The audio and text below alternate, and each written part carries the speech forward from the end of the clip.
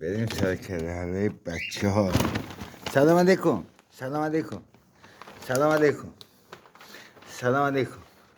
احوال شما؟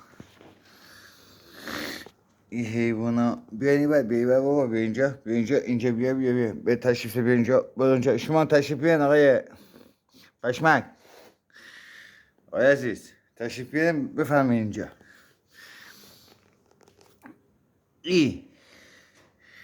او میگه هیهو او بی میگه زهر ماده هیهو.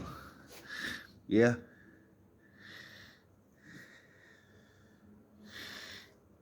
این بابای این دوتایه. من خیلی با هم صمیمیه.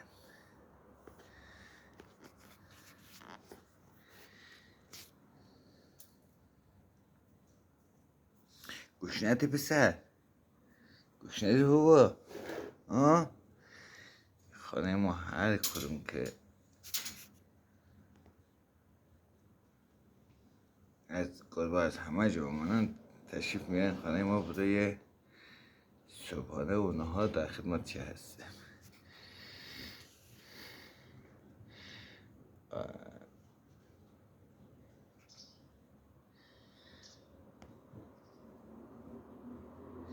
افتی پسر.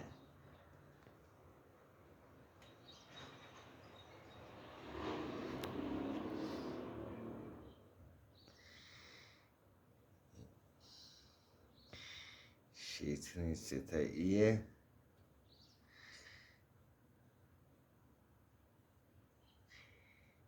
این هم بابای مجدون نناور خانه.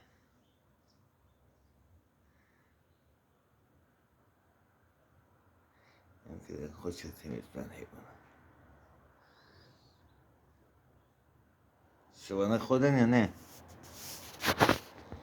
هنوز میله فرموده